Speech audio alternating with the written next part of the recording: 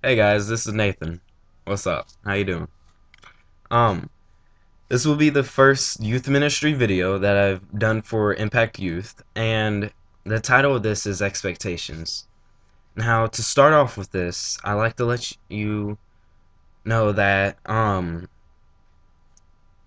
this is mainly directed towards youth, towards younger people, because as younger people, expectations are, as you can say, harder for us.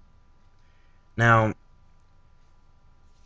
um, the words teenager and adolescence are not found in the Bible, okay? In fact, actually, there is no reference to them at all.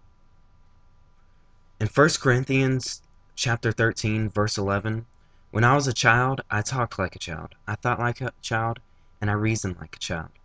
When I became a man, I put the ways of childhood behind me. It did not talk about being a teen, or a teenager, or the teen years at all. Adults limit us by setting us with low expectations. In First Timothy chapter 4 verse 12, don't let anyone look down on you because you are young, but set an example for the believers in speech, in conduct, in love, in faith, and in purity. Okay? That tells us right there that we, just because we're young, do not let others tell us what we can do and look down on us. Literally, in the first part of that, it says, "Do not let others look down. Do not let anyone look down on you because you are young." And it's telling you to set an example in believers of Christ with your speech, how you act, how you love and care for people, and how your faith is with God, and in your purity in your heart. Okay, that that's what we need to do. We need to set right. We need to meet that expectation. God does not hold two standards. God calls us to all be examples. Cultures might expect little, but God expects great things from us. In Romans, sorry guys. In Romans 12, verse 2, do not conform to the pattern of this world, but be transformed by the renewing of your mind.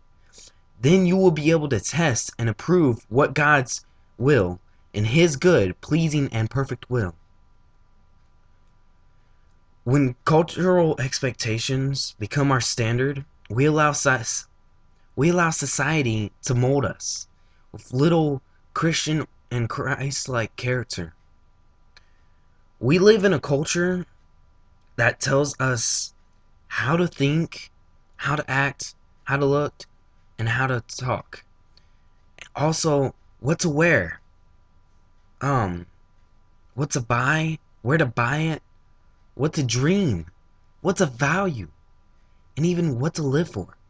But it doesn't tell us to live for Christ. This society is scared that if younger people live for Christ, that we will break away from society and won't we'll stop conforming to them. And they're scared that if we stop conforming to them, we'll be more powerful than them. Because we will. This society holds us down because of the low expectations. When expectations are high, we rise to meet them. When they are low, we drop to meet the low expectation. We do the exact opposite of what we are told. We are told when we are growing up, do your best, be the best that you can be.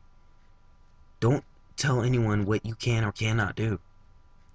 We waste our best years and our God-given potential because we tend to lower ourselves to expectations of this world, to the low expectations that society has set on younger people in so many years.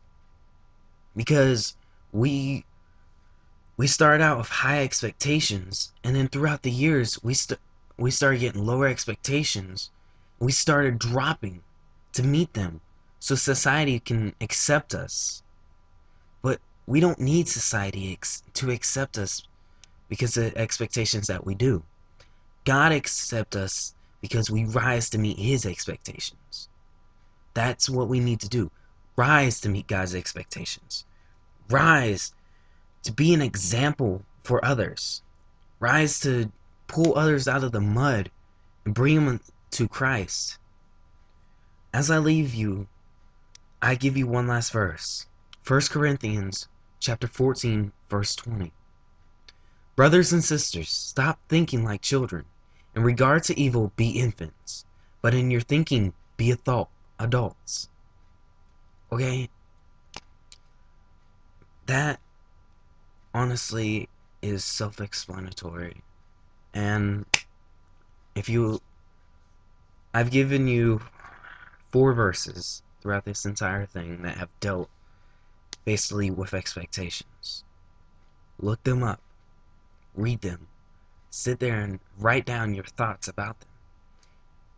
And I thank you so much again for watching this. And God bless all of you.